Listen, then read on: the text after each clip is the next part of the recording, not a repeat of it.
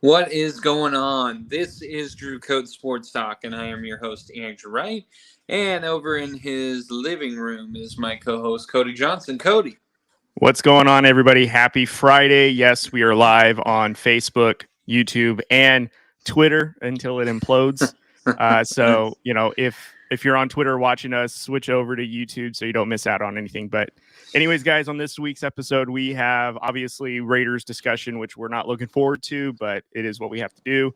Also be talking about some fantasy football, which we haven't done in a while, actually. So this will be some new content for it.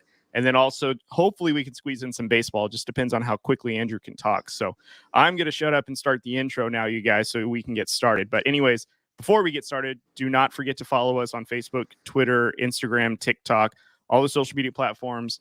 Like, comment, and share on the YouTube as well. So without further ado, let's get started. Take off from a break off from the weak minds. They can stay soft. You can change lives. You create thoughts. Never waste time. You got one shot. You got one life. Better pop off. What do you like? Make a dream job. No 9-5. No mean boss. Just my life and free thoughts. All right, everyone. We are back for another week. I am actually going to be gone next week. So, Cody, I don't know if you have planned on doing a solo show or if you're taking a week off. We haven't really discussed that. This is kind of live discussion right now. What's your plans?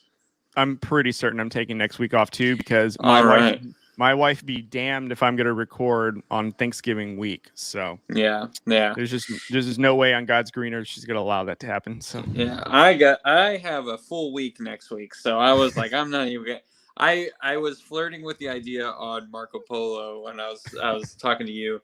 And then I was like, oh, no, I'm never going to be able to. No, sorry. It's not going to happen, guy. And you're like, you were just like listening to all this, probably like, my God, man. Have a thought before you come on here. No. Actually, I was thinking of, it was the time when I think you did your vacation this year in Monterey, which you always do with your fam. And you were talking about, Moriba, excuse me. And you were like, oh, yeah, I can bring, the microphone or whatever and record while I'm on vacation. And I came flat out and said, there's absolutely no way your wife's going to let you do that. So don't try. And she actually would have, but I wouldn't have been able to because I had a lot of homework. We were trying to cram a ton of homework into like 2 days, and it would have been on the days that we would have recorded. So I will say, to my wife's credit, she was like, I mean, if you want, go ahead. But I was like, I don't know. I was like, no, I probably shouldn't, just because I think that's going to be a lot of stress. So, was it one of those things where she's like, no, go ahead, or was it like a legit encouragement? No, it was totally fine. It was like she was like, she wasn't baiting you into it. Like this school better choose the right answer. She was planning on having her alone time. If I were doing Drew Code. So she was like, gotcha. I don't care. You can do whatever you want. I'm going to go to a coffee place in the downtown Morro Bay area, and I'm just going to enjoy my life. So, no, she didn't say that, but no, it was a legit thing. So, okay. I'll give her credit for that.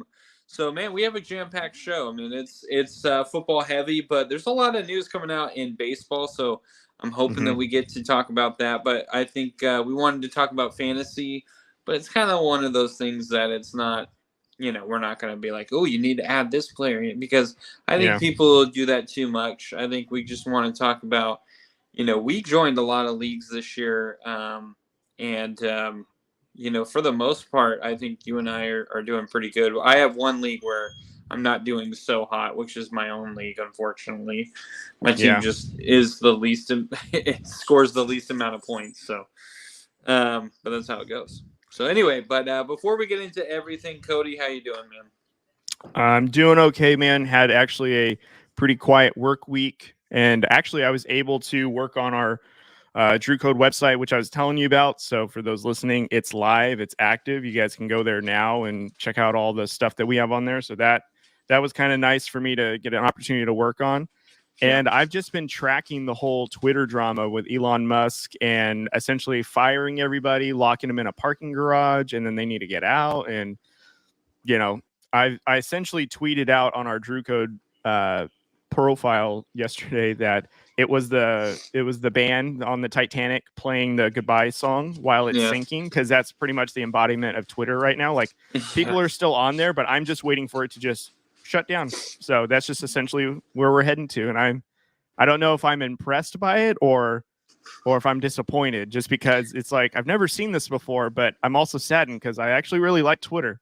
Yeah. But, yeah, and Twitter's one of my favorite spots. Especially, I love going on Twitter, especially like on a show that my wife and I watch, or on a game that's like absolutely crazy.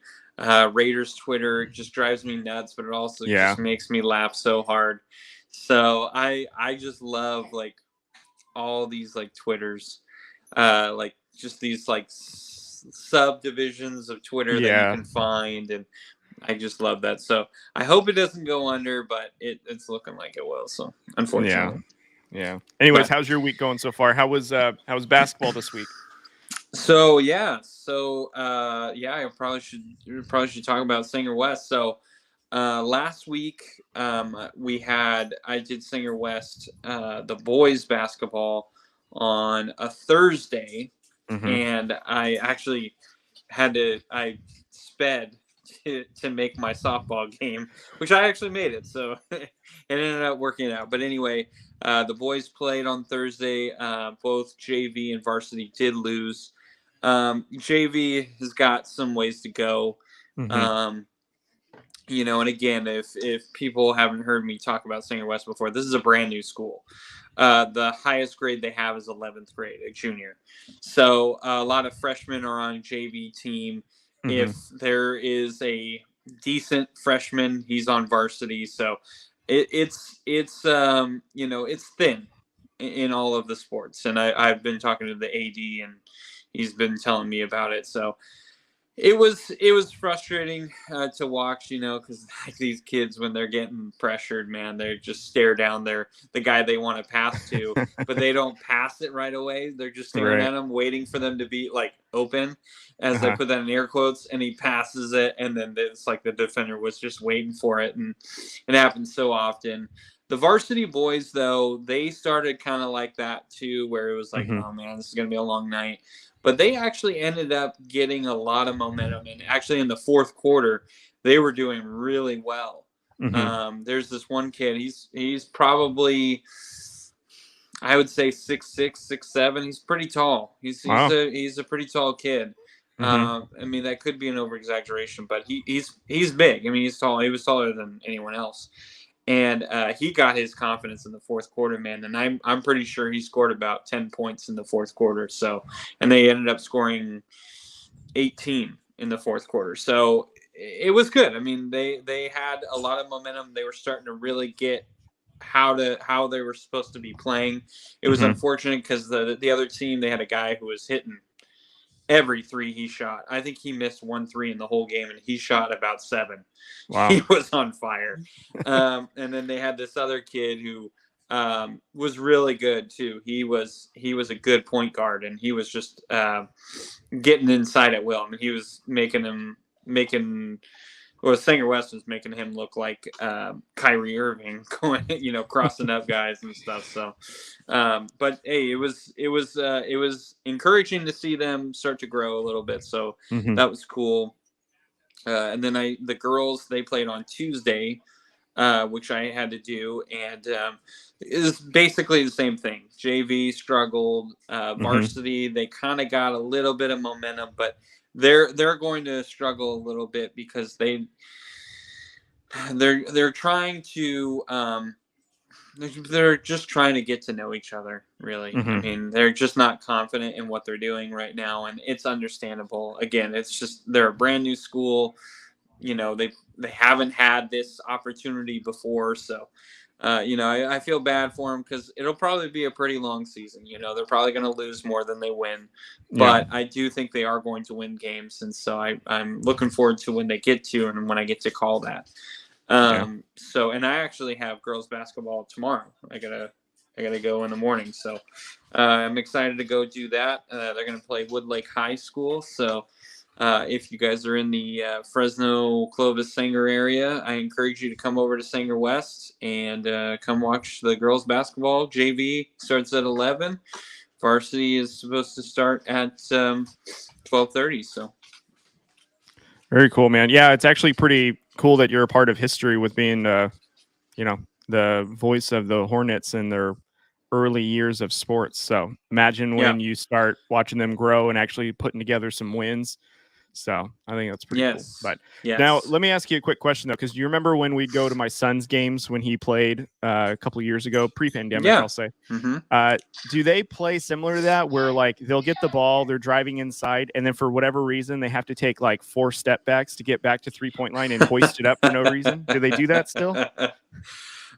Yes. No, it's not that bad, but there's a lot of traveling calls. A lot. It's pretty rough. It's pretty brutal. And it's not one of those where you're like, oh, I don't know. I mean, you're really gonna call it? It's like, oh yeah, that was a travel. Oh yeah, that's a double dribble. Do you have to reserve your comments about like what a player on the Hornets does, because like you're on the mic, and the only reason why I say that is because when we went to my son's games, obviously you're very vocal. And that's okay, to a fault though, because I think there were some parents that were getting a little agitated with us, especially when we were louder than everybody else about what they should do. Do you hold yourself back now that you're on the mic, or do you still do that, just you don't record it? Yeah, I'm not recording it. I switch it off. It's a microphone that's on the stand, and I just turn it on and off. I only have it on when I speak on it, and then I shut it right off. I make it a habit, because otherwise I'm gonna leave it on.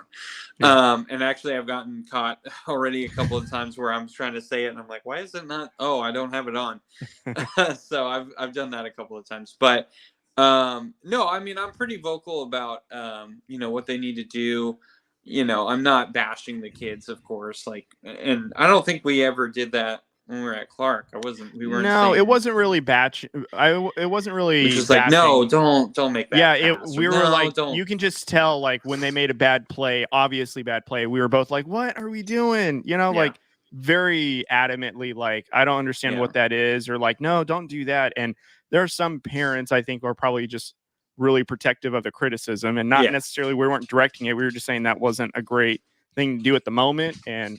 So I don't think we were ever threatened to be kicked out of the game or anything, but we're clearly the ones that were being the most vocal regarding that play in particular or whatever. So. Oh yeah. I would say I'm still pretty vocal, but I definitely make sure that I'm not like, oh, that was so stupid or something. I make sure I'm not doing that, which I don't have those thoughts. It's just.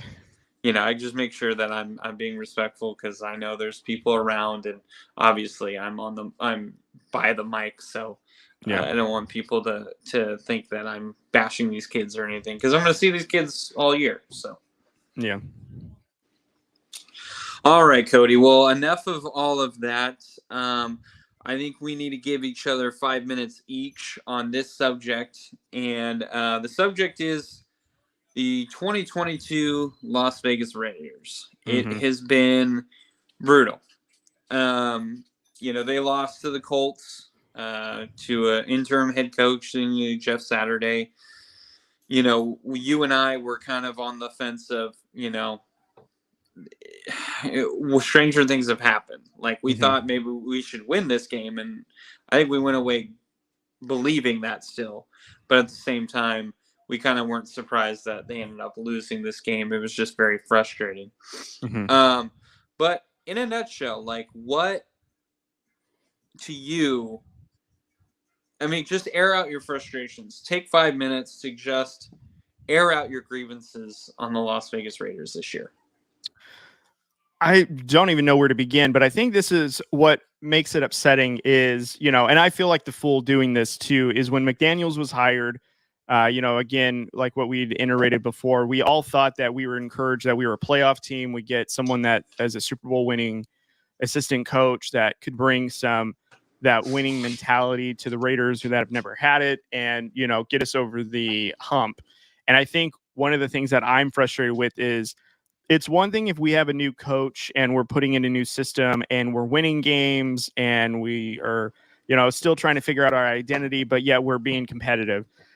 There are some games this season where we don't even look like we deserve to be on the football field. I know, like, sometimes it's almost like which team is worse, the Denver Broncos or the Las Vegas Raiders. And I'm still saying the Raiders. There's just a lot of, I don't know if it's coaching. I don't know if something internally in the locker room, which is kind of like what Derek Carr and I think Devontae Adams in a roundabout way was alluding to, that not everyone is buying in or putting in their best effort, which is concerning considering the coach that is leading the way should be finding a way to get these players to buy in. There's just a mountain of things that are frustrating with it, such as play calling, play design sometimes. Like Hunter Renfrow was a record-setting Raider receiver for us last year. Now he was nowhere to be found. Now he's on IR. Darren Waller, same thing. He just didn't seem to have any sort of focus in the offense, and now he's been out for several weeks and even longer now that he's additionally on IR. Our defense has been pitiful. I don't know if I'm more frustrated with the defense or just the way that this team is operating in general. I will give a little bit of praise, though. Colin Cowherd, your guy, he did have a little breakdown of the Raiders earlier this week. He was kind of talking about their situation and, the offense, which is the most, talented thing that they have, has been injured majority of the season. And which is true, because I do remember we traded for a tackle from the Patriots. It was a highly touted tackle. I think we gave away a 4th-round pick, so it was very valuable. He went out with an ACL injury from his first start, so obviously we don't have him. We've just been riddled with injuries, and then we have a new head coach trying to put in a system, and there's just a lot of growing pains from what he pointed out. And then he additionally pointed out that the defense has been historically bad. So, first off, the offense was the most talented thing, and it's injured, and now it can't hold the team steady, but they're in every game. And I agree to that to a point, because there's still something to say about, sure, what he's saying is absolutely true, but just the way that the team is putting in effort, the way that they look, there's something about that. And I think, to your credit, Drew, you mentioned this, it's all about regression, and that's coaching. And we're to the point now where we're okay getting rid of Josh McDaniels after the first season. Maybe this is us Raiders fans being impatient because we've been waiting for 20 plus years to have a winning mentality or somewhat of a playoff team that's going to get us to the championship that hasn't done it since 2002. But I don't know if I feel more betrayed, if I feel like myself as a fool thinking I had such high expectations for the Raiders. I get frustrated watching them on Sunday or Monday, whenever it is, where we have these leads, we look good, and then all of a sudden we forget how to play football. And again, there's so many avenues that I can just really just vomit about and air complete frustration about. But to me, it's all kind of rooting to like coaching. And I feel like the fool because some of the outsiders of the Raiders, that's not like a Raiders fan, some of them pointed this out pretty obviously. And I feel like a fool because like we knew Josh McDaniels was a questionable head coach because of his stint in Denver. I, though, believe that, he learned his lesson and he can get better now with learning how to lead a team from Bill Belichick and having the greatest quarterback of all time. And yet it doesn't even look like we are coached by anybody that wants to play for this coach. Like Dan Campbell, even though he hardly wins games in Detroit, people are literally laying down and, are expressing frustration because they're getting cut because they wanted to play for Dan Campbell. Not because he's an outstanding coach, but just because they love this guy so much. Rich Bisaccia was that kind of a player's coach, and yet he was able to turn this dysfunctional team into a playoff team. And here we have Josh McDaniels, who in all accounts has a better resume than him, but is getting worse effort from better players, arguably, than ever before. And I saw this tweet, which is ironic. It was last year's Raiders would wipe the floor with this year's Raiders. And yet this year's Raiders on paper should be extremely better. So, I'm just frustrated just for the sheer fact of I feel like I'm betrayed. Obviously I feel like I've been sold snake oil, all the sorts of frustration. I think where I'm at though is we're 2-7. Our season's essentially over. I'm looking ahead to the future. I don't know how I feel about bringing back Josh McDaniels, even though we probably will. And I'm curious to see what the future holds for the Raiders, but I'm frustrated because I thought we were having a huge stepping block to get past our 5-11 records or 6-10 records or whatever. And now I feel like we'll be lucky to touch 4 wins. And I don't like that, considering for the last couple of seasons, we've actually been extremely competitive. And it's sickening to say that, like, I miss a head coach like John Gruden now, but I had my grievances with him. I didn't believe that he was the head coach for the future anyways, but it's sickening that when I get to the point where I miss John Gruden, that's how bad this coaching has been. Now, that's not to say I want John Gruden back. I'm just giving an equivalence to how badly I hate John Gruden to what Josh McDaniels has done. So I'll get off my soapbox because I can go for another 10 more minutes, and I don't have it in me right now because it's frustrating. So, Drew. Yeah. Well, you said something that kind of stuck with me, where you were saying, I feel foolish for thinking that this team was going to be a playoff team. Well, I want to make sure that you know this. You're not foolish for thinking that. We were sold that. That's what we were told. And that's what is, I think, the most frustrating thing about this year. Josh McDaniels was hired. Dave Ziegler was hired. And they said, we're going to get this team into the playoffs. This is a playoff team. We feel great about this. We love Derek Carr. Then they brought in Devontae Adams. They signed Chandler Jones. And they're like, listen, we're all in. We're all in on this year. Well, and now all of a sudden, this year, in the middle of the year, when there's, all these reports are saying, the Raiders fired Josh McDaniels, they're saying, well, we're building. It didn't. It's not built in a day. You told us it was going to be. You told us that we were good. We were sold a raft of crap. We were sold that the Raiders are going to make it to the playoffs, and we're going to take it a step further. We're going to at least get 1 game, and then the next year we're going to win 2, and then we're going to get to the Super Bowl, and then we're going to win the whole thing. That's what they were building towards. Like, oh, we're a playoff team, no question. And now all of a sudden we're not. And I think it's dumb that a lot of people are like, what did people think that that the Raiders were going to do? We thought we were getting the best receiver in the game, one of the best pass rushers in the last 2 years, being signed with us in Chandler Jones, and then also pairing him up with Max Crosby, Derek Carr, who's had an instant connection with Devontae Adams, obviously for college reasons, and then Hunter Renfrow back, and Darren Waller and Josh Jacobs. And the only thing we've seen of it is we beat the Broncos barely. And I don't even remember. It's been so long. I don't remember the other win. Houston Texans. That's right. It's the Texans. So we were sold that we were going to be a competitive team, and we're not. I mean, plain and simple. You're 2-7, and yes, you can sell me, oh, it's been one score games. Well, last year Derek Carr was phenomenal in the 1-score games. What all of a sudden changed? The coach. That's what changed. It's not that we didn't get better on offense. We did. And honestly, I think our offense has been fine. I don't think it's been bad. We have 3 and outs here and there, but for the most part, we've been good. We've been able to move the ball. We've been averaging like over 25 points a game, it seems like. So the offense isn't terrible. The defense is horrid, but last year our defense was horrid. I thought, honestly, going into this year, I thought our defense was worse last year than it was this year. Obviously, the numbers are saying differently. But McDaniels is obviously the problem, in my opinion. He's obviously the problem. And I want him fired so bad. But I think what the other frustrating part is he can't, because Mark Davis now is he's still paying John Gruden, which, I saw a report that they were saying, like, John Gruden, if John Gruden is going to win this lawsuit, there's a chance that Mark Davis might want him back. And, football wise, I don't think it's much better, but I mean, it's kind of been better. Now, I don't want John Gruden back, but at the same time, it's kind of like, I don't want Josh McDaniels here.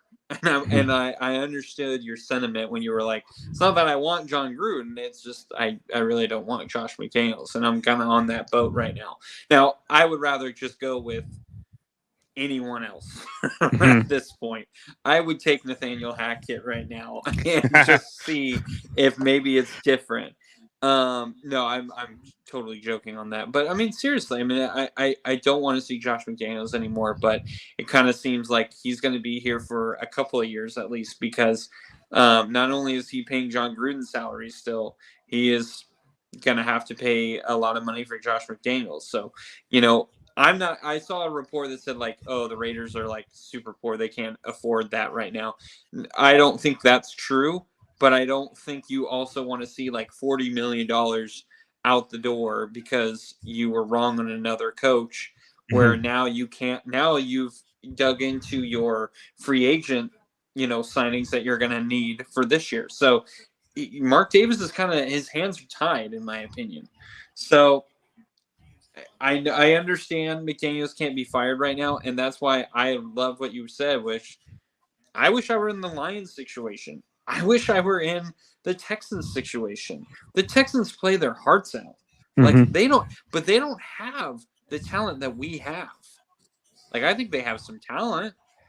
And the same thing with the Lions. The Lions, I love Dan Campbell. I don't know if anyone watched the Hard Knocks this year, but I love Dan Campbell from that. Like, I love Dan Campbell. I was like, dude, I would absolutely run a wall through for him.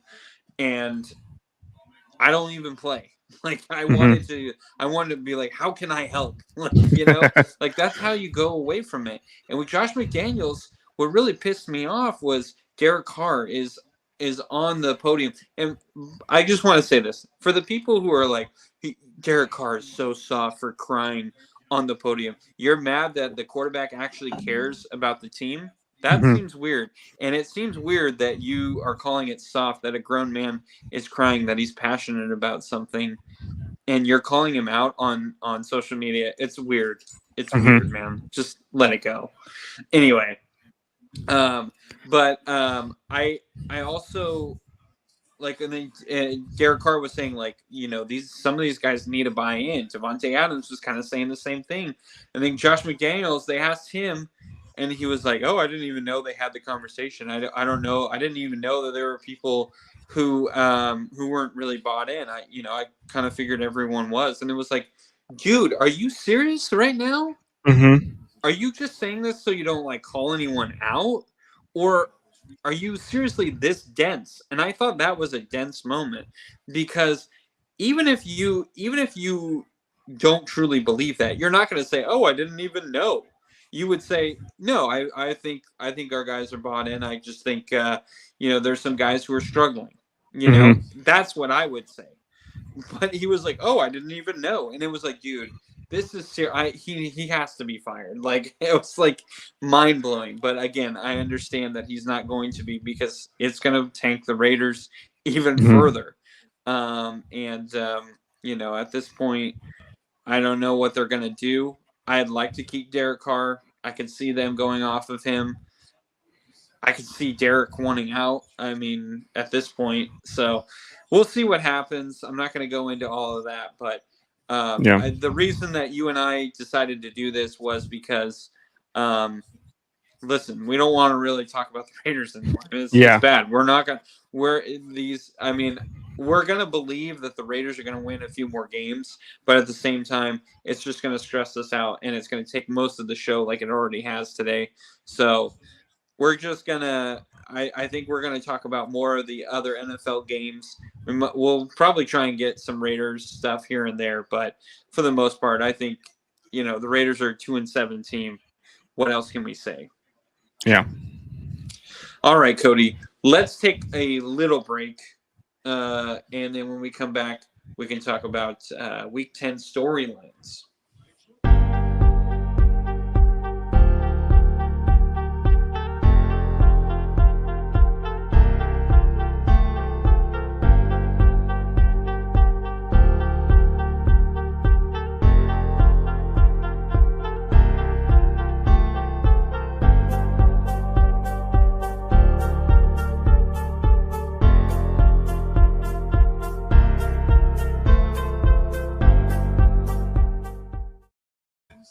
All right, we are back, and we're going to be talking about the Week 10 storylines.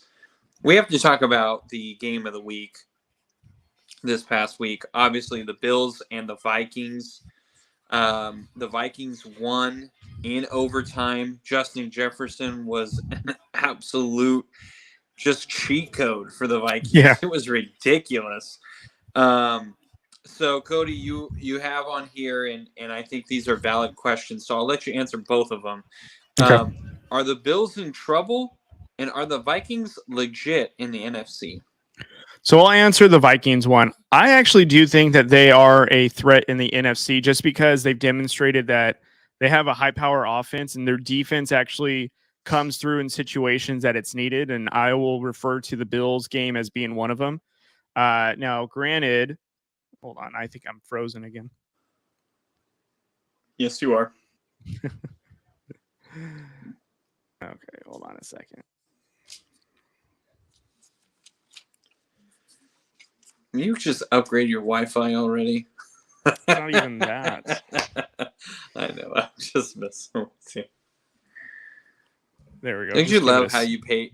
Don't you just love how you pay for like high-speed internet, yet you still have issues with it? And it's like, what the heck am I paying for all this crap?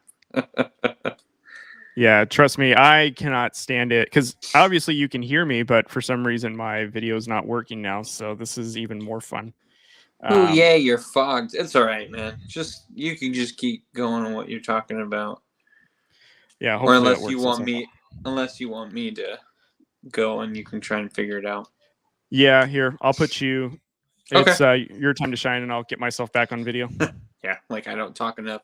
Anyway, so listen, are the Bills in trouble? I don't think so. I think I will say this, as Cody kind of alluded to, I am a huge fan of Colin Cowherd, and he was talking about how he looks, or he's been watching Josh Allen, and he kind of looks like he's reverting back to what he was in his rookie year, kind of the beginning of his second year. I would say I see some similarities, but I do feel like Josh Allen has been very efficient. He's been driving down the field. He was moving the ball easily against Minnesota. The only thing is the turnovers. And I think he has always been a little reckless with the football. That's always been his thing. It's always been one of those where, Josh Allen has this where he wants to throw it downfield, and every now and then when you throw it downfield, sometimes the defenders know you want to do that. So for me, I don't think the Bills are in trouble, but I think there's a possibility they may not end up winning the AFC East. I think there is a really good chance that they could be a wild card team, which actually may bode well for the Bills. Mm-hmm. The reason being is I think I know from the Backseat Podcast, our friends from over there, they have talked about where, sometimes it seems like maybe teams don't want the bye week. Maybe teams want to just continue to play. And to be honest, a lot of players do. A lot of players feel better when they're actually just continuing to play versus you get that week off, that rest, and then you go back to it and you kind of have to get used to it again. And so it actually may work out for the Bills. I'm not too concerned about the Bills. They have a lot of injuries, a lot of it on defense. And even still, I didn't think the defense played all that bad. I just thought, Justin Jefferson is just ridiculous, Mm-hmm. And then are the Vikings legit in the NFC? I'm actually going to say no. I don't think. Now, listen. Are they going to be a playoff team? Of course they're going to be a playoff team. I don't see the Packers overtaking them unless the Vikings have a colossal fall. But I do see that the Vikings, their defense, and they were healthy on defense this week. Mm-hmm. It was not great. Yes, they got the 2 picks and the fumble. Of course, but you could argue that the Vikings were literally trying to give that game away, yet so were the Bills, and it just ended up being where Justin Jefferson was like, "Well, I want to win the game," and so he was like, "I'm just going to literally catch everything that is close to me," and he did. I mean, the catch was the catch that he had was just absolutely ridiculous. It is the best catch I've ever seen. Yeah. And I wish I would have saw it live. Of course, the Raiders weren't playing at that time, so I was flipping back and forth, and of course, I missed that pass because I saw the Odell Beckham one, and yeah, to this point, Odell for me was the best catch. Now, I know everyone's talking about the Super Bowl catches as well. Now, those are different because that was a different situation. I don't think if we're just talking about a pure catch, the Odell Beckham catch was ridiculous. That was the best catch I've ever seen. But if we're talking about moments, of course you're going to go with Super Bowl. So I'm going to clear that right now. But the Justin Jefferson catch was the best catch I had ever seen. That was just, I mean, he's falling back. The defender, usually the defenders with that momentum that they have, they can just rip that from you. He's falling down. He's got one hand, and he's just like, nope, that's mine. And it just, how it didn't drop, how he held on to it was just ridiculous. So, are the Vikings legit? I'm going to say no. I don't. I think there's a lot of holes you can beat them. I think they're benefiting from their division. And then the Bills, I don't think they're in trouble. I think this is all correctable stuff. So just to continue what I was trying to say is I think the Vikings are legit just because in the NFC, it's not a very strong division. I mean, I think that if I'm not mistaken, the Vikings have only had one loss, if I'm not mistaken. And that was to the Eagles, who recently just became, had a loss in Monday Night Football, which we'll talk about later. But, the Vikings have a high-powered offense with an elite receiver. Dalvin Cook is still, an elite running back in all accounts. The only thing is don't put Kirk Cousins on prime time or else you'll lose that game almost guaranteed. Because what is he like 0 for 10 on primetime games?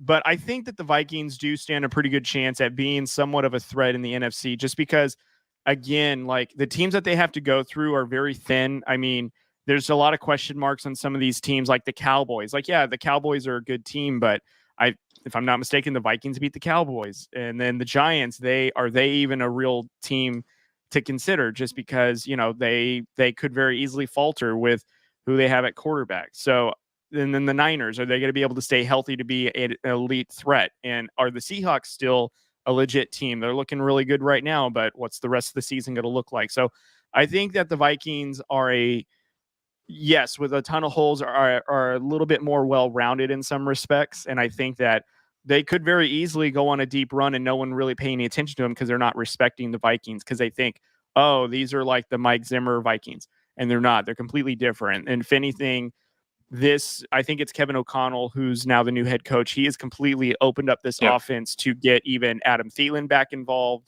They now have an elite tight end. That's now a huge threat for them. So I think that they're making a lot of good moves, and I think that they could be a legit NFC threat team. And I think the Bills are in trouble. My concern is with Josh Allen, and to your credit, Cowherd said that he's reverting back to old Josh Allen. I think it's more than that. I think I don't want to say he's buying into his own hype, but I think he's letting it get to him in the sense that he feels like he has to win every single possession rather than just playing the game, let it all kind of play out and play into him like what he was doing before. He's now kind of forcing passes.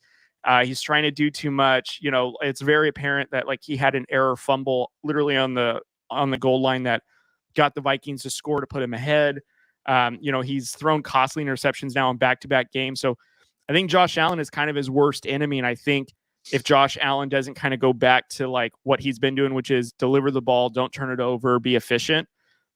If he doesn't go back to that, I think the Bills are in trouble. And I even said this too, I believe it was on the back seat, where I wasn't sure about the Bills because they'll do something that'll ruin it for them. And they're kind of now showing that, in my opinion. Yeah. And I don't know if they're ready to take that leap yet, just because like they look great on paper, but they're still having these really weird instances where they're giving games away.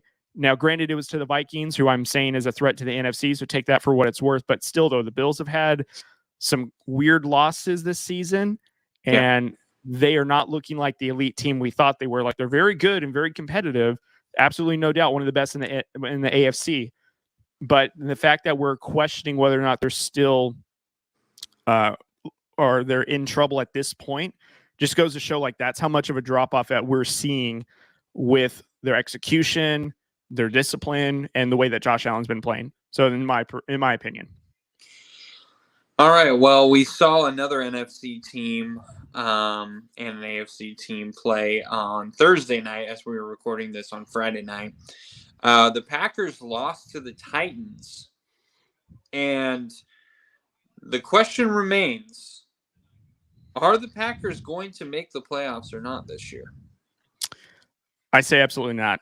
I think this season is going to sum up basically Aaron Rodgers' relationship with his players. I think it's a huge magnifying glass on his leadership skills and what's going on internally with the Packers, which is basically what I pointed out in week 1.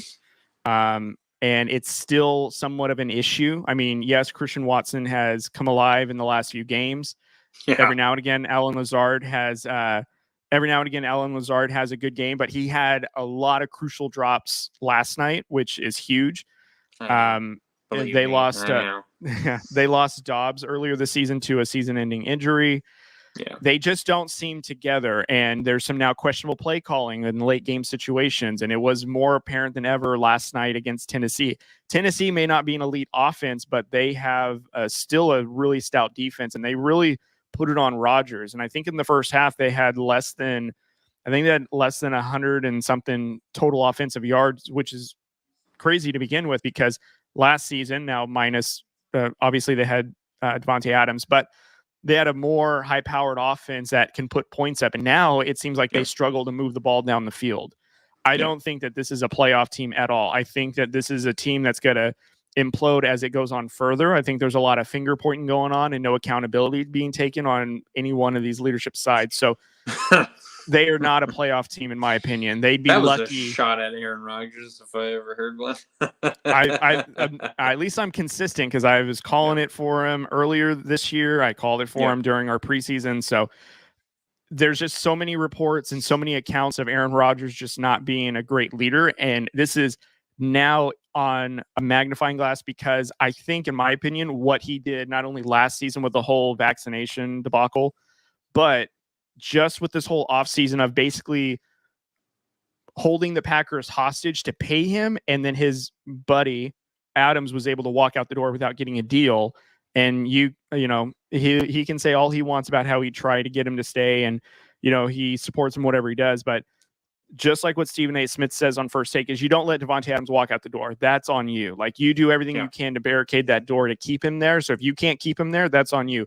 He spent his first 8 seasons professionally with you. You guys supposedly had this bond.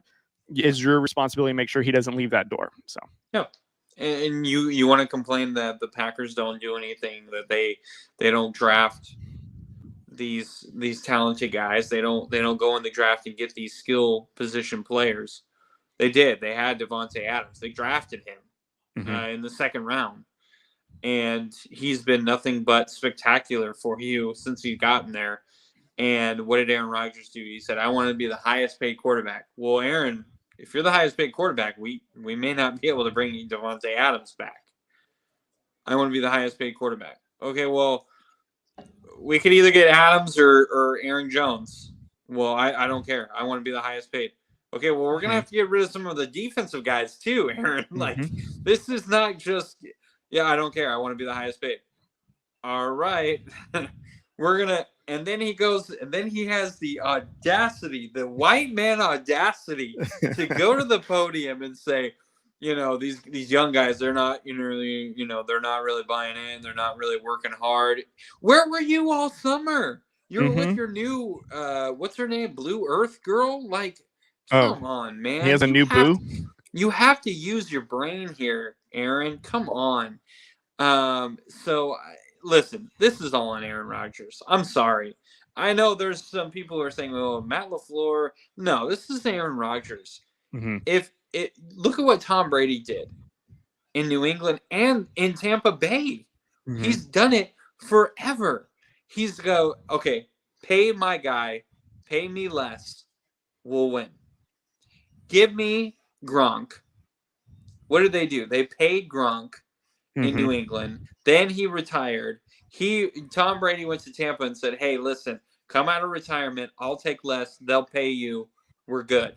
We'll win. What did they do? They paid him. They won. just take a pay cut. I mean, say what you will, Raider Nation, but Derek Carr, he did the same thing. He said, you pay Hunter Renfrow, you pay Darren Waller, you pay Devontae Adams, and lately he's been saying, pay Josh Jacobs. You pay all those guys, I'll take less. And what did he do? He took less. A lot of people are looking at his contract like, whoa! But next year, it's not even a huge cap hit if he's gone. It's not even a huge cap hit if he stays. That was the deal. And so Aaron Rodgers had that opportunity, and he said, no. I'm going to be the highest paid, which he deserves. I'm not saying he doesn't. But you cannot now complain about, well, they're not giving me the receivers that I want. I mean, they signed Randall Cobb because that's all they could afford. You could have kept Devontae Adams. You could have kept Aaron Jones. You could have kept Zadarius Smith. They're missing all those guys. Well, and I'm not even mad that Aaron Rodgers got himself paid. I'm kind of past that point. I'm more at the point is like, okay, you're going to get all this money, but we need you to help develop a relationship, get on the same page with these guys, because like there's a couple of times in the game last night that I was watching where obviously Aaron Rodgers sees something in the defense and he's hoping that Allen Lazard, for example, sees the same thing. And clearly he doesn't. Like I remember it was a fourth down. It was, I think, the last play of the Packers drive in the fourth quarter for them to get some points. And I think it was the fourth down where they turned the ball over and lost the game. Aaron Rodgers thought that Allen Lazard would continue to go to the goal line for the fade. Allen Lazard stops like 15 yards short, gives up on it because he thought he would go shorter than that. And what happens? Aaron Rodgers obviously sails it over everybody because Allen Lazard. Yeah, and then and I get it. Like Rodgers wanted him to keep going, and it probably should have. But that just looks like it's a communication thing with your guys of like, if you want to get on the same page and see what they're seeing, you got to get in the room with them. You got to talk with them. This reminds me of like when Peyton and Marvin Harrison are in the early days. They were so in sync because they spent so much time together. Is when they saw what the defense was giving him, they both knew exactly what route to run, where the ball should be, and they were just on time. Reggie Wayne, the same thing when he was the number one primary with the Colts back then.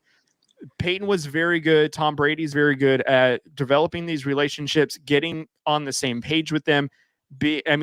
Tom Brady made a relationship with AB before AB started screwing around with Tom Brady anyways, to where they were able to get on the same page as well. And Aaron Rodgers has not been able to humble himself enough, I suppose, to be able to teach these guys how to play NFL football. He's expecting them to just do it. And he's objectively one of the best throwers of the football that the NFL has ever seen. But there's so much mounting evidence of his lack of leadership for these young players that need it. Yeah. They need someone like him to help guide them. And he, for some reason or another, just is flat out refusing to do that for these players. And you're seeing it on the field firsthand. Like it's quite amazing, in fact.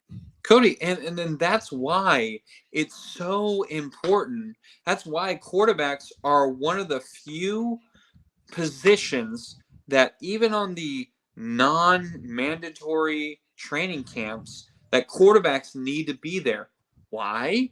That's why Tom Brady in 2020, when he was with Tampa, decided to get his receivers when they were like, "Hey, you guys can't get together," and he was like, "Screw that! I need to get them over here. We got to work," and he did. And it's like, this is why you have to do this during the summer. You can't go gallivanting on, as Colin Cowherd quotes it, ayahuasca tea, and have this like spiritual revelation on whatever you're trying to get. And it's just like, this is why it's so important to screw all that noise, go to your receivers and work. And work. Listen, I'm not saying Aaron Rodgers doesn't work, but he doesn't work with his receivers. That's obvious. Because you can tell me Devontae Adams will say whatever he wants. He's probably never going to say a bad word about Aaron Rodgers because, let's be honest, Devontae Adams didn't really develop until he was in Green Bay. He was really good in Fresno State. I'm not saying he wasn't, but I'm saying like he had to learn a little bit about Aaron Rodgers. But what did Devontae Adams did? He worked his tail off. And now Devontae Adams, he's still thriving in Vegas. I mean, yeah, they're 2-7, of course. That's not great. But if you look at his numbers, he's still doing Devontae Adams things. Mm-hmm. He's still thriving over there. So what it tells me is Aaron Rodgers just doesn't give a bleep anymore. I'm at the stage where I don't care. I'm just going to play how I play, and I'm going to blame everyone else. And what he didn't realize is everyone was going to notice, dude, it's on you. Mm-hmm. We see Tom Brady. We see, you can say what you want, but we see Justin Herbert. We say Patrick Mahomes. Mahomes has made Kadarius Toney a freaking superstar in Kansas City, and he's only been there for 2 weeks. I mean, come on. That doesn't just happen when your quarterback is like, whatever, I'm just gonna sling it. No, I'm sure Patrick Mahomes texted him immediately as he got traded and said, hey, let's go to work. I want you to know as much as you can, so that way it comes Sunday, we're gonna get this going. And they absolutely are working right now. It just goes to show you these great quarterbacks, even good quarterbacks. I mean, Kirk Cousins, for God's sakes. I don't think we're all saying that Justin Jefferson is great because of Kirk Cousins. I think we're saying Justin Jefferson is great, but also Kirk Cousins knows, hey, there's sometimes I can just put the ball in a spot where if he can get a hand on it, he's going to make that catch. And that's what getting to know someone is. And I feel like Aaron Rodgers didn't take the time to do that. And it's really showing. Because Allen Lazard has been there for how long, Cody? And they still aren't on the same page? That's not just a this year thing. That's been years. And I'm not saying Allen Lazard is that great, but he's been in that system. He should know. And for some reason he doesn't. That you can put the blame on Allen Lazard a little bit, but I got to put the blame on on Aaron Rodgers, because he was making it work just fine, and then all of a sudden it's not working. There's something fishy there. So, all right, let's move on, Cody. We got other things to talk about. So, the Eagles lose to the Commanders on Monday Night Football. Eagles lose their first game of the season. That was huge. This was actually one of those games that a lot of bettors were saying, okay, if they're going to lose a game soon, this was one of the favorite picks by bettors to pick the Commanders to be the Eagles. So, Cody, what are your thoughts on the Eagles losing their first game? I'm surprised they did it to the Commanders, but I'm also not surprised at the same time. This was a divisional game. Ron Rivera usually gets his guys prepared, ready to go. And it was also, too, it was a great win for them as a team, and Ron Rivera deserved it, considering we find out that, he lost his mother earlier that week, and obviously they win it, and he was very emotional. There's a powerful video on social media about it. But I actually think this is really positive for the Eagles, just because they're a young team. I think having the pressure of going undefeated would have gotten to them. And truthfully, too, I want them to lose a couple of games in this season because they are my NFC favorites. And I do think that they will go far in the playoffs. But I don't think they would have gone as far if they go undefeated the whole season. I do think that there is a lot more power in losing some games, learning about yourself and your failures, and then growing from that and coaching upon that. So I find this really positive for the Eagles. It's weird that it was to the Commanders, and the score was a lot more lopsided than it really was. I mean, it wasn't a 2-score game. It was more or less like a field goal game up until the final play of the game, where it was basically like a hot potato, and the Commander just so happened to score on a defensive touchdown. So again, I great for the Commanders. I don't think this does much more to them than just making a 500 team. But for the Eagles, I think this is a good loss for them, and I think they'll build on it for next week. I'm actually going to talk about the Commanders. I think the Commanders, this goes to show you that, listen, I like Carson Wentz. I think he should have stayed in Indianapolis. That's another story for another day. But Tyler Heineke has shown that he's a better quarterback for this team. And I don't think it's debatable. I really don't. Wentz was really struggling before he got hurt. And when Heineke came in, it was like when he came in last year. It was just like something sparked in that team, and they play so hard. They want Heineke to be successful. And I'm not saying Heineke is the quarterback of the future for the Commanders, but I also do think that he's the future of this year for the Commanders, if that makes sense. Mm-hmm. What I mean is he should be the quarterback going forward. Right. He just has this tenacity that he's going to do anything he can to win. He's going to find any way he can to help this team out. And he would rather take a big hit, which he took a few hits, than to give up on a play. And I love that about him. Now, is that sustainable as an NFL quarterback? No, it's not. But if he's going to be your quarterback this year, I think Tyler Heineke just needs to be at least considered. And a lot of people are kind of scoffing, like, "Oh, he's not going to be the quarterback when Carson Wentz comes back." I don't think so. I think it actually is going to be Tyler Heineke and moving forward, because I mean, Ron Rivera even called out Carson Wentz, So I think Tyler Heineke should be the starting quarterback. Now, do I think they're going to be a playoff team with Heineke? I think they have a possibility. If they have Wentz, from what I had seen at the beginning of the year, I don't think so. So, I mean, what are we talking about here? It should be Heineke for sure. So, I was encouraged by the Commanders. Listen, I'm not worried about the Eagles losing that game. That was one of those games that I actually, because the ESPN does these, like, you can pick them. And I actually picked the Eagles to lose that game because I just felt like it was in Washington. They've been riding this, but the last week they kind of were struggling. And I just felt like this is one of those games where they're going to struggle a little bit more and they're finally going to lose. But to me, I do believe that it's actually good for teams to lose, because then you can learn, okay, how did we lose this game? Why did we lose this game? Let's build on that. And I think that was good for the Eagles. So I think this is actually encouraging for the Eagles, not negative. But I also do think it was encouraging for the Commanders. I really do. All right, Cody. The defending Super Bowl champion, the Los Angeles Rams.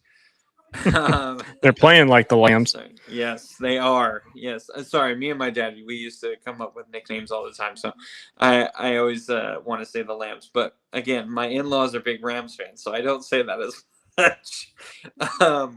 But they lose again this past week, and now they have to face the Cardinals. Mm-hmm. And Cooper Kupp is injured. He's on the IR. We're not entirely sure if Cooper Kupp is even going to come back this season. So, Cody, should the Rams just end this season, start trying to get some draft picks accumulated, or do you think bring back Cooper Kupp when he comes back, we're going to go full force? So I think this is an interesting question, because I don't know who the Rams have to trade to get draft picks. And specifically, I'm talking like early draft picks, like rounds 1 through 3. I don't think they have really any of those draft picks any longer. I think they have majority late round picks. But, I think if I'm the Rams, I'm closing up for the season. I think obviously Cooper Kupp is out for a minimum 4 games, potentially longer, just because, they report he had surgery on his ankle, and, the way that the season's going, why rush him back? I mean, you want to get him healthy. And then obviously too, there's a huge question mark with Matthew Stafford too on his health. I know that he's been dealing with, a concussion last week. He's had the elbow issue majority of the season, a bunch of other injuries that he's been struggling with as well. So, in my opinion, I think this is the season where, unfortunately, I think, Sean McVay needs to take it on the chin, let this one ride out, and just play your second stringers, let them get some experience.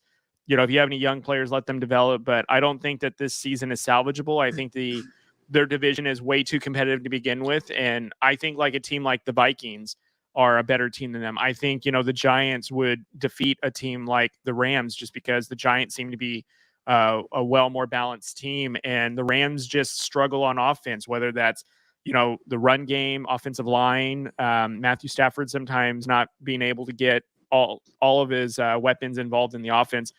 I just think that this is a year where you need to just sail it and then worry about next season, because I think the fear would be too is you're going to do everything you can to get into the playoffs for what to get a loss in the wild card spot, and then you're out of the playoffs now. So I think the Rams should pack it up this season. My only thing though is, again, I don't know who they're going to trade for. It's not like they have a first round pick to draft this season. I think it's somebody else owns it, which means that if they don't do so hot, then that team gets a higher draft pick. And if I'm not mistaken, I think it's the Lions that have it. So that would even be funny too, if the Lions get a high draft pick, but yet they have a better record than the Rams. I think that would be a little funny in my opinion, but I think the Rams should call it a season. I'm with you. I think they should. Colin Cowherd I bring up because I watch him every day. But he was kind of bringing up the point of, they need to trade for a first-round pick. And I was like, oh, yeah, that's a really good point. But as I was thinking about it, I was like, who are you going to trade to get a first-round pick? Like, I mean, you're going to have to trade Cooper Kupp, which you're not going to do. Aaron Donald, which, again, you're not going to do. Matthew Stafford, you're not going to do. And I don't know if you can get a first-round pick for Stafford right now because of the way he's been playing and he's been hurt. So, I know I'm probably missing a ton of guys. I mean, he said Jalen Ramsey. I could see you do that, but I don't know if they do that. I don't know if they want to be perfectly honest. So they might have to ride the ship for a while. Now, listen, I don't think they're in bad shape. I think they're in bad shape this year. They obviously are not playing well, but they need to get offensive line. And I don't think you necessarily need to get offensive line in the first round. If you want to get a generational talent offensive line, maybe top 10, you're going to go after a guy. But if there's not a guy like that, and as far as I know, I don't believe there's really that type of offensive lineman in this draft. So I think you can build on offensive line deep in the draft. So I think they'll be okay. But I do think this year, with Cooper Kupp being out, I think that offense is completely different. I mean, it's been bad enough, and then you talk about missing Cooper Kupp, who's been their number one guy. I think they just need to pack it in and, just try and get healthy. I think, honestly, I saw that Matthew Stafford is active for this week. I think you should just make him inactive, to be honest. And I know they're not going to because teams don't want to admit it, and I get it. But I think Stafford and Cooper Kupp, you need to get healthy. Get rid of Cam Akers. Obviously, you guys don't want him, so just get rid of him. Get maybe an additional pick for him. That's all you need. And then go from there.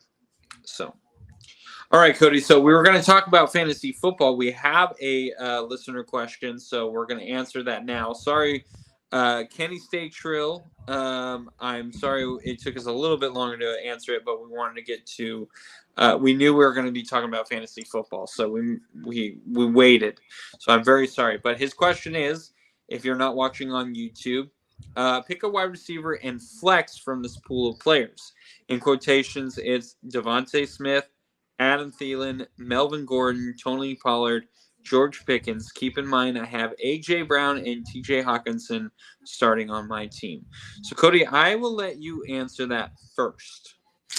Okay, so I'm going to just rule out – I'm not picking Melvin Gordon, so let's just scratch him right now. I think I'd be – obviously, if we're talking PPR, I'm not really quite sure if his setup is standard or PPR. I'm going to assume PPR. I would probably say that for sure, Devonta Smith, I think you got to start him. He's second option for the Eagles and has a really good connection with Hurts. And I actually have him in a couple of different fantasy leagues. And every now and again, he has a stinker. But when he gets the ball, man, he gets the ball and he puts up points in a hurry. So I think Smith is one of them. I'm on the fence between, and I'll be honest, I'm on the fence between Pickens and Thielen. I really like Tony Pollard. I think he's a sleeper. But I think if you have this many guys, I think you want to go with, again, based on receptions. Adam Thielen has been being featured in the Vikings offense, for a good couple of weeks now. George Pickens seems to be Kenny Pickett's favorite target, so I think that's attractive. But I would say, depending on which one you feel better on, it's either Smith and Thielen or Pickens for me. I really can't. It's splitting hairs between Thielen and Pickens, so it's whichever you're more comfortable with. But I would go for the receptions over rushing yards. I feel like that's a more plausible with the Vikings offense, and Kenny Pickett again is just always focusing on George Pickens. So I think that's what my decisions would be. I'm going to go more bold. I'm going to say it doesn't matter if it's a PPR league or a non-PPR league. I'm going with Tony Pollard. And the reason I'm saying Tony Pollard is you're going to get catches from Pollard. He's obviously the best running back, and they like him. And Ezekiel Elliott is still kind of injured. So even if Elliott does play this week, it's still going to be a lot of Tony Pollard. The other thing is Tony Pollard is a really good running back. They try and get him in the end zone as often as they possibly can. And I think he's actually looked better with Dak Prescott, obviously better than Cooper Rush. What a surprise, Andrew. But I mean, like they seem like they have obviously a better connection. And it seems like Dak really tries to get Pollard involved when he is on the field. Now, Devontae Smith, yes, he is I would argue he's the number 3 option. I think A.J. Brown is the number 1. Dallas Goedert is number 2. And then I would put Devontae Smith. You and I, and we'll talk about this in a little bit, in our sleeper league, we have Devontae Smith. And no, we have A.J. Brown. I'm sorry. In bragging rights league. Yeah. And we have Devontae Smith. And the only reason we continue to play him is we really don't have a backup who could potentially get 5 or 6 catches in a game. And Devontae Smith is a guy who can get 5 or 6 catches. But at the same time, there are times where he gets 3 catches, 20 yards. Yeah. And it's not great. And so Adam Thielen, I think he benefits from Justin Jefferson, which isn't bad. But now them adding T.J. Hawkinson, I think you'd rather go with T.J. Hawkinson because it seems like Cousins is really trying to get him involved. Just like you said, Melvin Gordon, I'm not even touching. George Pickens, although I like George Pickens and he is the number 1 option for the Steelers, it's Kenny Pickett. And to be honest, I'm not impressed with him. Yeah. And when you have a not so good quarterback, in my opinion, I'm not going to go George Pickens. I'm not even going to touch him because there's going to be games where he's going to get you 25 and there's going to be games where he's going to get you maybe 2. And I'm not going to touch that. So I like Tony Pollard because of the consistency, because of the obvious they try and get him involved in the offense as much as they possibly can. And he catches the football and runs the football, which means he has a higher priority of being able to get in that end zone, which usually in leagues is about 6 points. So I would go to Pollard. On average. So if I'm understanding correctly, then you're going Pollard, and who's your second guy? Second guy, I would probably go. Oh man, that's a tough one. That is a tough one. I would probably go Devontae Smith. Okay. Just because I think his ceiling is higher than Thielen. I think Thielen is kind of more of the possession guy, which he could get like 8 catches, but like 40 yards, which is still kind of good, but it's not, you know what I mean? Like you're going to get a high volume of targets, but not as many yards. So I would go Devontae Smith. So you're going Smith and Pollard. I'm going Smith. No, I would go Pollard, then Smith. Well, he's saying pick a receiver and a flex. So your receiver would be Smith, and then your flex would be Pollard, right? I didn't see. I read it, and I didn't even read it. Yeah, I would go Devontae Smith and Tony Pollard. Okay, so mine would be Smith as well. So I think we're in unison on the Smith part. My thing, though, is in the flex, I would either put Thielen or Pickens. I think I would lean towards Thielen just because I think I like the Vikings offense, and Kirk Cousins, I think, would get him the ball a little bit more. I will say, though, the Pollard one is a really good decision just because I majority agree with everything that you're saying. I think he's a better running back than Zeke Elliott. I think he works better in the offense with Dak Prescott at quarterback. I just think if I'm looking at receptions, I know that Adam Thielen will get objectively more receptions than Pollard. So I'm going for that factor. But again, though, Smith is the overwhelming choice, and then Thielen or Pollard. So, and we'll talk about this in our league. I've trusted Drew's advice for a majority of the season. So I would say if he's saying Pollard, I think there's something to that because I've trusted his advice with our shared leagues, and we have a pretty good record, if I do say so myself.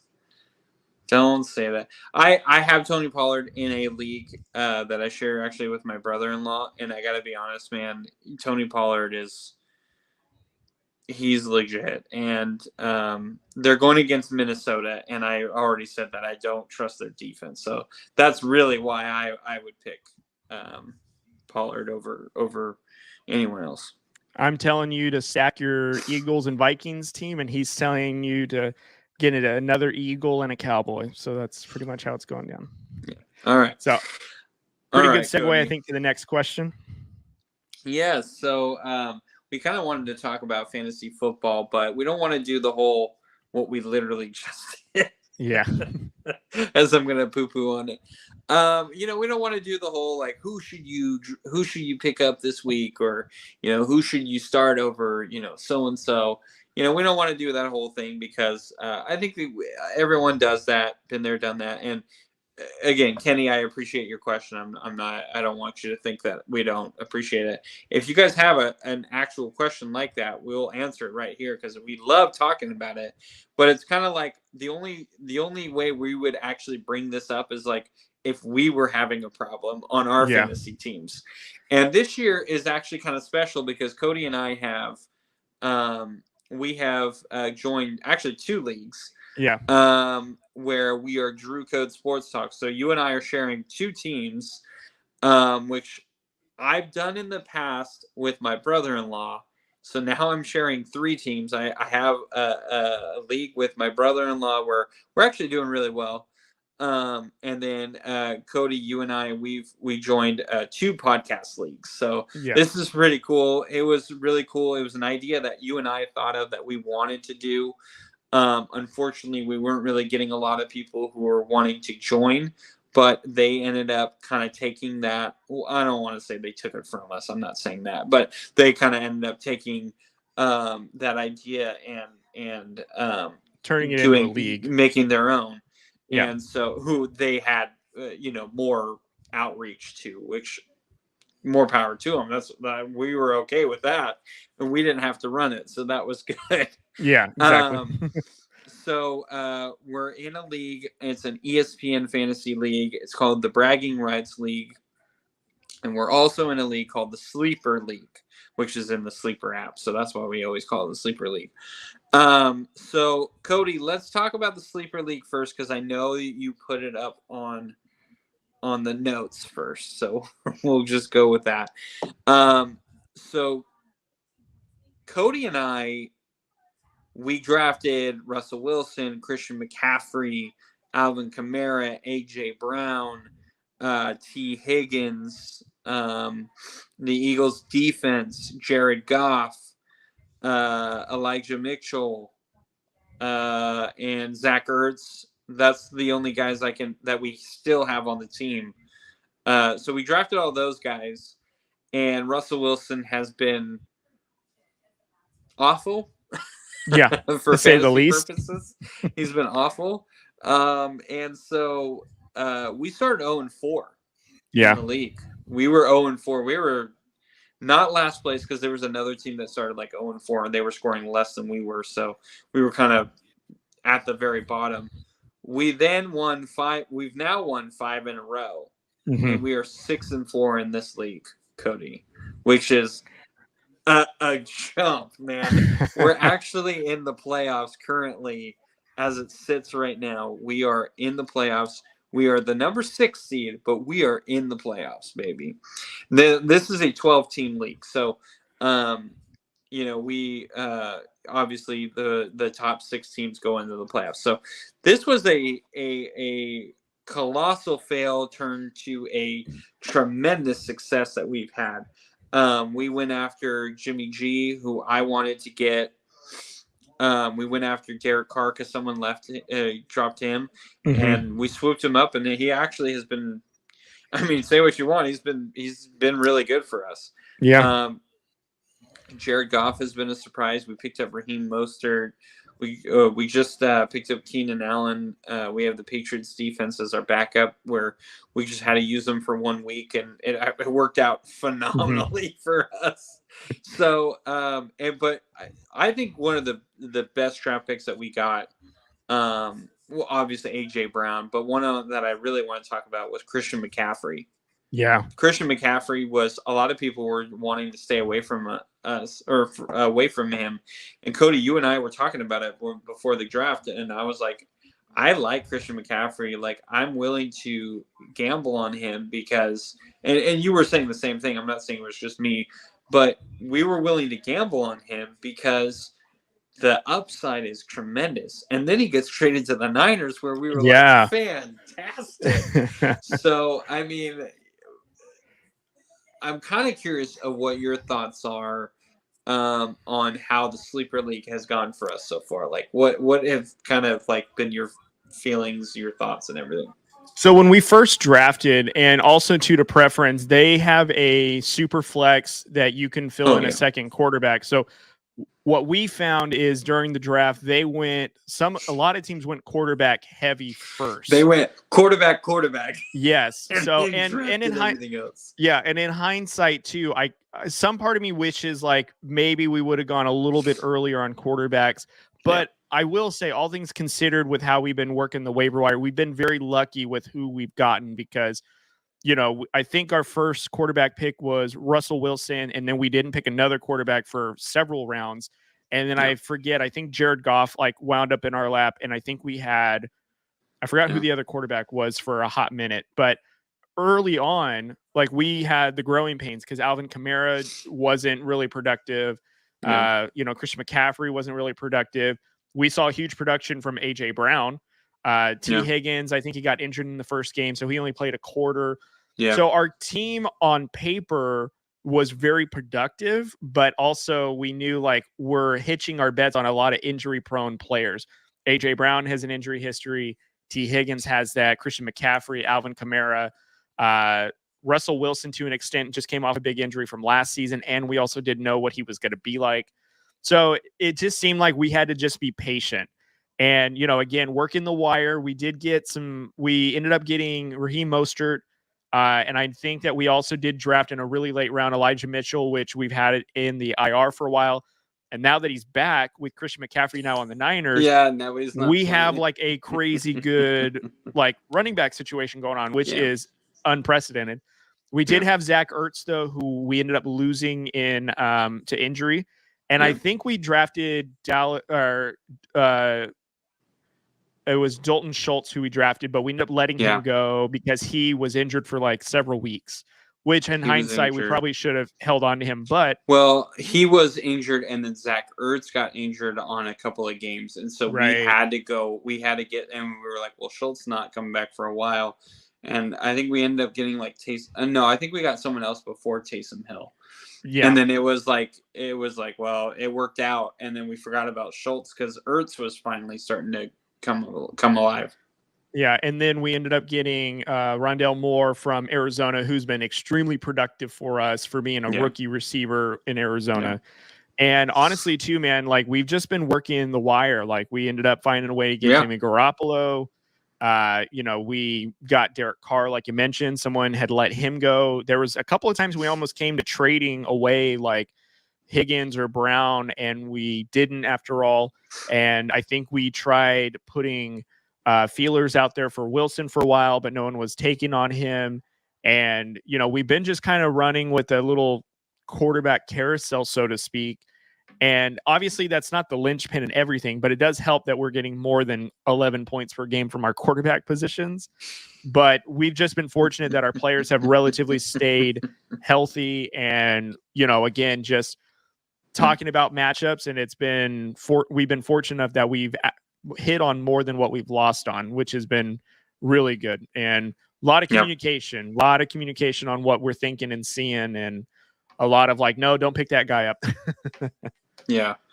There was a couple of times where I was getting frustrated with Cody because he was making all these moves without telling me. And I was like, hey, we're a team, bro. You can't just be going off gallivanting and doing whatever you want. I know And, it's this so whole then sharing a league thing is tough because sometimes when I'll pick up a guy thinking this is a good one, and you'll be like, "Hey man, what were you thinking with that?" And I was like this, and you're like, "No, I wasn't feeling that one. I was more thinking of this one." So a lot of trial and error and just working it out. Yeah. But so in our other league, in the bragging rights league, we started off really good and we've pretty much kept it up.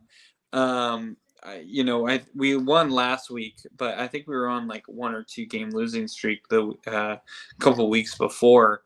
But for the most part, we've been really good. We're 7-3 in that league. Mm-hmm. And we've been pretty much on top of it. I mean, Joe Burrow, and we got Matthew Stafford, which we thought was a steal. Obviously, he's been kind of not a steal so right, far. Not very good. Austin Eckler, I believe, was our first pick that we got. Yeah. Josh Jacobs, Mike Williams, who's should be coming off an injury. Devontae Smith, who we already kind of talked about. Mark Andrews. I wanted the Niners. No, you wanted the Niners defense. Chris Godwin was another draft pick. I wanted the Colts defense. That's been okay, but hasn't been great. So I mean, for the most part, we have majority of our team that we drafted. Joe Burrow has been. We thought we were going to be switching Joe Burrow and Matthew Stafford week to week. Mm-hmm. It's been Joe Burrow every single week. I mean, the first 3 weeks we were going with. No, I should say first 4 weeks we were going with Stafford, and we were like, "Listen, we got to go Burrow." I don't even think it was first.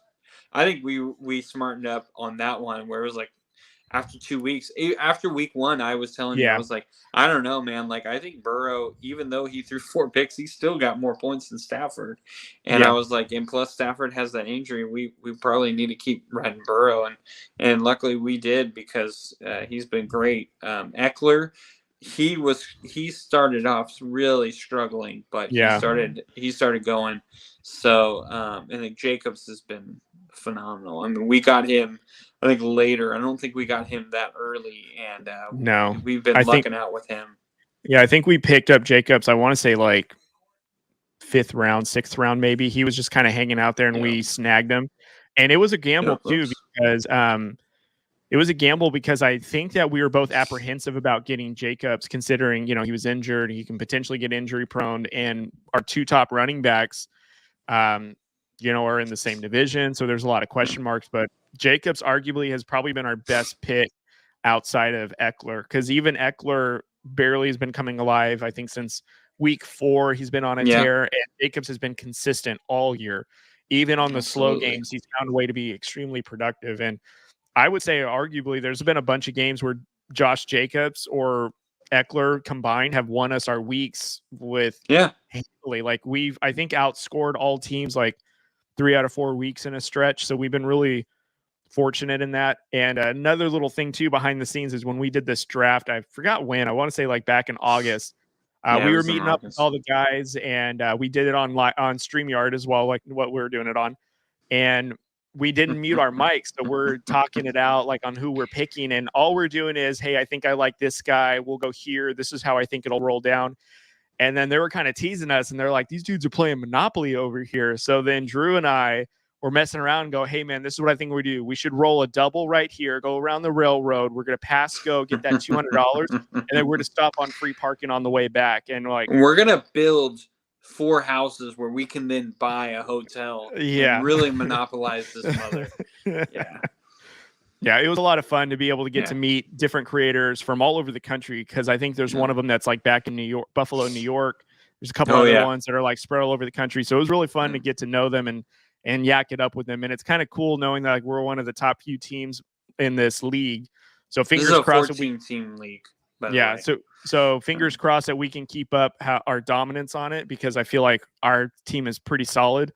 Our starters are, I will say, our bench is a little weak, but I think that's the game we play with being in a 14-man league. But it's been a lot of fun, and this one has actually been surprising to essentially be, I don't want to say good at, but this one has been a little bit more fun, just because these are different guys that we haven't able to interact with, and we're making a good first impression. It's not like we're dead last in the league, which is my fear. And I think it's pretty cool. I think it's pretty cool that we've been holding our own and showing that we can keep up with them. So I thought it was cool. It was kind of cool because we were kind of like, we were we were really taking it seriously. Obviously, I mean, we were having our discussions, and we felt really good about our draft. But we were like, I don't know, man. Like these guys, and we were on a win streak for a while, and we were like, wow, dude, this is weird. Like we're doing really well, and then we finally lost, and we were like, okay, so we took our bragging rights, and we humbled ourselves, and I mean, we're still doing really well, but of course we're not going to be like, oh my god, we're going to win this whole league. I don't think we're going that far, but we have been doing really well, and I feel like for the most part we've made all the right moves that we can possibly make, just going forward with it. I mean, right now we have Mark Andrews and Jawan Johnson, because Andrews was out last week. Hopefully he's coming back this week, and we're playing both of them this week because Chris Godwin is out on a bye week, and Marvin Jones, who we had picked up, he's on a bye week. So we were like, we're kind of screwed because it's either he's gone. I think his phone died, guys. So anyways, what Drew was saying is so Marvin Jones Jr. is really the only receiver that we have. And that's pretty much it. He's also on a bye. What I was going to do is I was going to ask him if he wanted to pick up a couple of players while we were live doing this. So maybe I'll just wait until he gets back on so I can talk to him about it. But, we do have like Hines on the bench right now, which I'm actually wanting to see if he's willing to drop him for Elijah Mitchell, because in the bragging rights league, he is available. So I'm really looking at that. Like you said, we did have Matthew Stafford, who's been really not that great for us. And we did pick up Jacoby Brissett last week because both Burrow and Stafford were out for a bye. So he actually did really, really well, all things considered. I think Jacoby Brissett has been surprisingly good for a quarterback that, by all accounts, is a backup, and he's doing pretty well, and he did pretty well for us. But anyways, guys, so that's been our league so far. But, as soon as there he is. So sorry. My phone lied to me. I thought I had more power. And my phone died. I knew that's what happened. So anyways, what I was telling the people, though, is now that you're back, I was wanting to run by a couple of ads and drops with you since we're here, and I've been wanting to ask you about these. We're literally going to do this live. Okay. So we have Hines on the bench, as you know. Yeah. But in the bragging rights league, Elijah Mitchell is available. How do you feel about picking up Elijah Mitchell? I mean, I like him better than Hines. Okay, so you're cool with me picking him up and dropping Hines? I guess. No, I'm okay with it. Even like Kenneth Gainwell or Isaiah Spiller, who was actually one of our draft picks that we had in the beginning of the year. No, I'm sorry. We picked up Zamir White, but he hasn't done really anything. And I wanted Isaiah Spiller, but he hasn't also done anything either. So, and then I'm actually curious. Do you want to drop Marvin Jones Jr. as well? Let me see the receivers available. Okay, there's Darius Slayton, Isaiah McKenzie, Josh Reynolds, Nico Collins. Yeah. I would be cool with Slayton or... Well, Sky Moore might have a better game because McCole Hartman is out, and I believe I think MVS is also injured as well. Yeah, MV. Oh, okay, everything is going haywire here.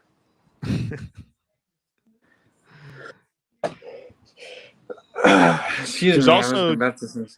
There's also Juwan Dotson of the Commanders, but his waiver won't go through until Sunday if I put it in tonight.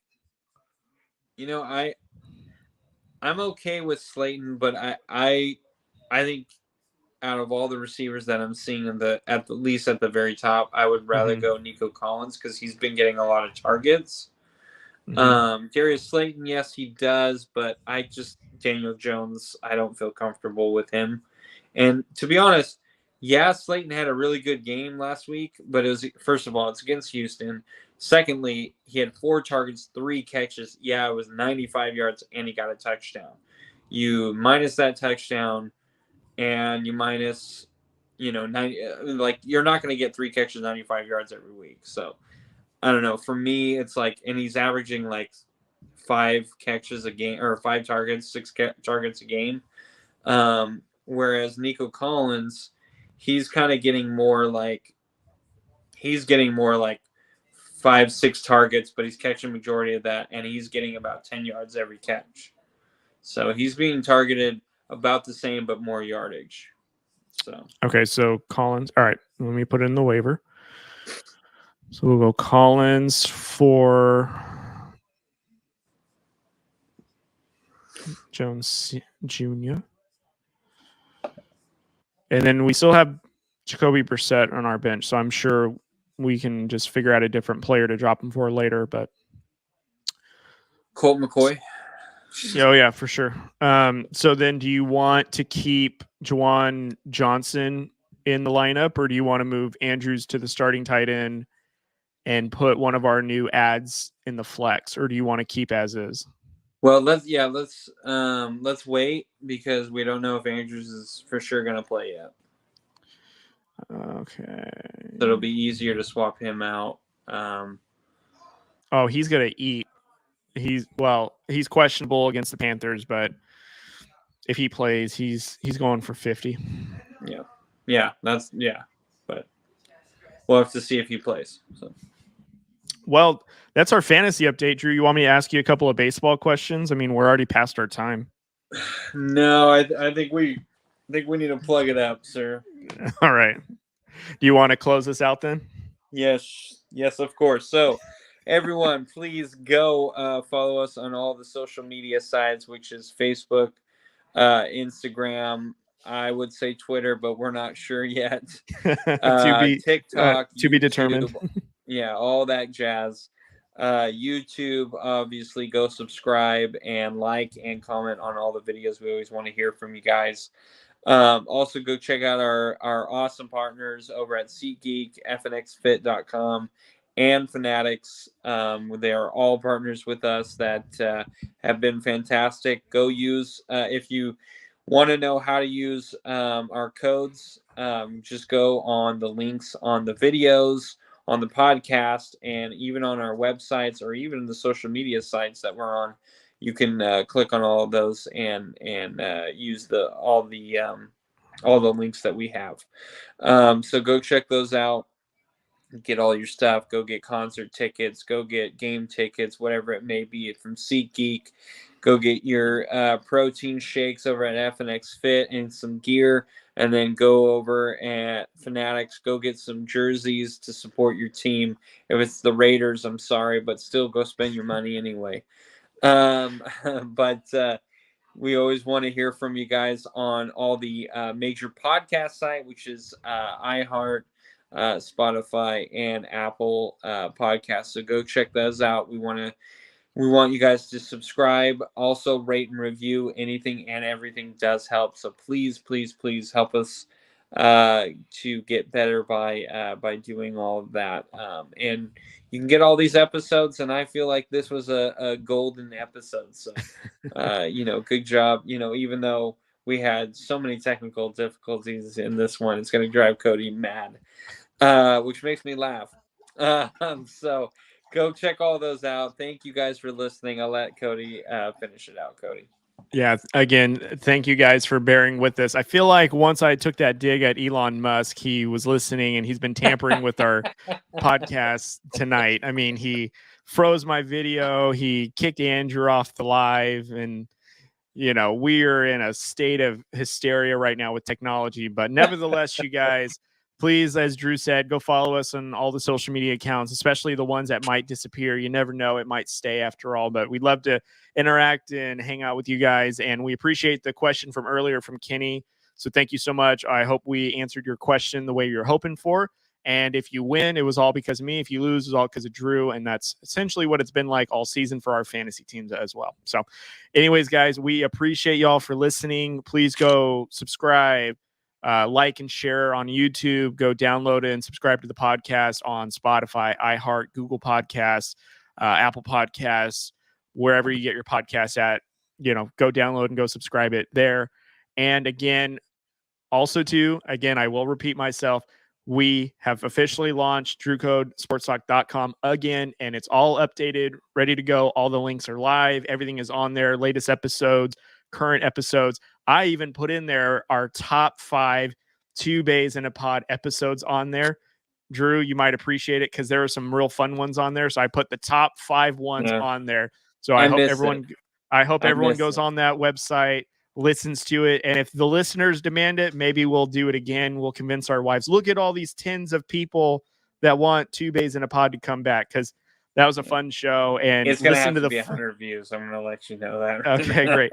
Go listen to the episodes right now on our website, or you can listen to them wherever you get your podcast as well. So anyways, guys, thank you guys so much for listening to us.